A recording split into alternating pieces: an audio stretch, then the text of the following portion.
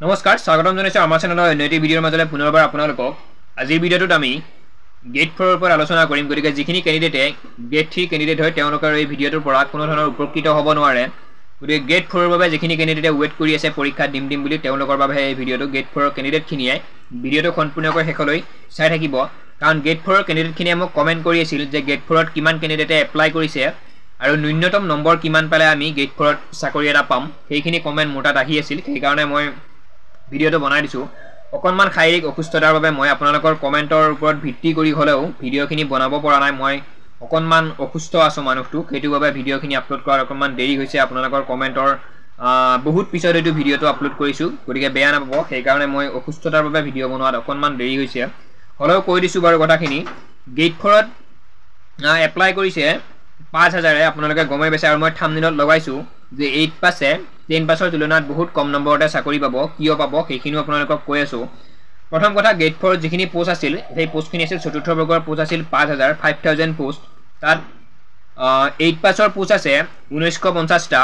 আৰু 10 পাছৰ পোষ্ট আছে HSLC পাছৰ পোষ্ট আছে 1060 টা আৰু HSLC প্লাস ITI পোষ্ট আছে 1990 টা গতিকে এনেদৰে টোটাল পোষ্ট হৈছে 5000 ইয়াত গেট 4 ৰ বাবে আছে 1950 HSLC বাছৰ বাবে আছে 1060 টা আৰু HSLC প্লাস ITI বাছৰ বাবে আছে 1990 টা ইটা গম পাইছে আপোনালোকে এতিয়া কোড কিমানখিনি পোষ্ট আছে বা কিমানখিনি ক্যান্ডিডেটে এপ্লাই কৰিছে তাৰ নেক্সট কৈ দিছো টোটাল 8 পাছত এপ্লাই কৰিছে 5,52,000 দুজন ক্যান্ডিডেটে এপ্লাই কৰিছে আকৌ কৈ দিছো 8 পাছত এপ্লাই কৰিছে 5,52,000 দুজন ক্যান্ডিডেটে এপ্লাই কৰিছে 8 পাছত আৰু 10 পাছত এপ্লাই কৰিছে টোটাল 8,27,130 জন ক্যান্ডিডেটে এতিয়া এটো গম পাইছে আপোনালোকে কিয় 8 পাছত অকনমান কম নম্বৰতে চাকৰি হ'ব এবাৰ কাৰণ যিখিনি পোষ্টত যিখিনি চাকৰিত মানে পোষ্ট বেছি আছে তাত কম ক্যান্ডিডেটে এপ্লাই কৰিছে আৰু যিখিনি পোষ্টত যিখিনি চাকৰিত পোষ্ট বেছি আছে তাত কম ক্যান্ডিডেটে এপ্লাই কৰিছে আৰু যত পোষ্ট কম তাত বেছি ক্যান্ডিডেটে এপ্লাই কৰিছে চাব গেট 4 ত পোষ্ট আছে 1950 টা 8 পাছত কিন্তু তাত এপ্লাই কৰিছে 5,52,000 দুজন ক্যান্ডিডেটে আৰু HSLC পাছত এপ্লাই কৰিছে 8,27,130 জনে কিন্তু তাত পোষ্ট আছে 1060 টা আৰু ইফালে ITI পোষ্ট আছে 1950 টা হেতু কাৰণে কৈছো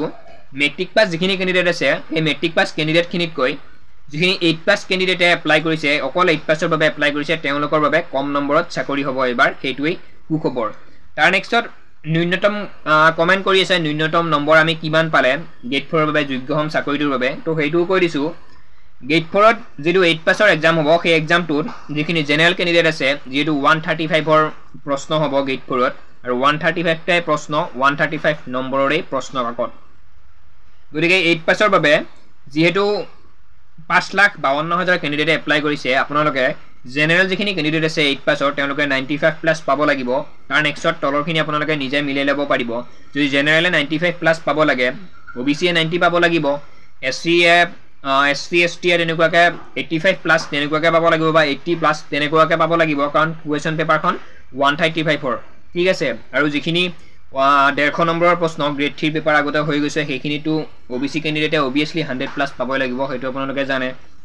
এটো 8 পাসৰ খিনি কম পালে 8 পাসৰ যিখিনি জেনাৰেল ক্যান্ডিডেট আছে তেওঁলোকে 95 প্লাস পাবই লাগিব হেৰি ৰিটন টেষ্টত তাৰ পিছত ভাইভাৰ স্কিল টেষ্টত কি হয় হেতু দেখা যাব পিছত আগতে ৰিটন টেষ্টটো হে আগতে আমি পাস কৰিব লাগিব তাৰ পিছত ভাইভা টেষ্ট যে তাৰ পিছতে হ'ব গতিকে আপোনালোকে 8 পাসৰ যেটো পোষ্ট আছে তাত আছে 1950 টা পোষ্ট সেই পোষ্টখিনিত যদি আপোনালোকে এক্সাম দিয়ে জেনাৰেল ক্যান্ডিডেটে 95 প্লাস পাব লাগিব এটো আপোনালোকৰ কমেন্টৰ এনসাৰটো মই দি দিলো তাৰ নেক্সট 10 পাসৰ যিখিনি আছে পোষ্ট 10 পাসত একেই কথা 10 পাসতো 90 প্লাস 95 প্লাস জেনাৰেল ক্যান্ডিডেট পাব লাগিব OBC যদি জেনাৰেল যদি 95 প্লাস হয় বা জেনাৰেল যদি 100 প্লাস হয় OBC 95 প্লাস হ'ব আপোনালোকে গমে পাইছে তো পেপাৰখন হৈছে 10 পাসৰ যেটো এক্সাম হ'ব হেতু 135 কুৱেশ্যনৰ বা 135 মাৰ্কৰে হেকান প্ৰশ্ন গতিকে আপোনালোকে 95 plus 90 plus OBC general candidate নিশ্চিতভাৱে পাবই লাগিব যদি জেনাৰেল ক্যান্ডিডেট এজন হয় আপুনি যদি 95 প্লাস নম্বৰ উঠাব নোৱাৰে তেতিয়া হলে চাকৰি হয়তো নাপাব আৰু ভাইভাত কোড কিমান নম্বৰ পিছত হয় হেতু পিছত হৈ থাকিব তো ভিডিওটো ইমানেই আছিল বহুত ক্যান্ডিডেটে কমেন্ট কৰি আছিল গেট 4 ক্যান্ডিডেট খিনিয়ে সেইটো বাবে ভিডিওটো বনাই দিছো যদি কিবা অজানিতে ভুল ভ্ৰান্তি হৈছে তাৰ বাবে ক্ষমা কৰিব আৰু আগলৈ এনে ধৰণৰ ভিডিওসমূহ পাই থাকিবলৈ আমাৰ চেনেলটিৰ লগত জড়িত হৈ থাকিব চেনেলটি সাবস্ক্ৰাইব কৰিব ধন্যবাদ জয় অসম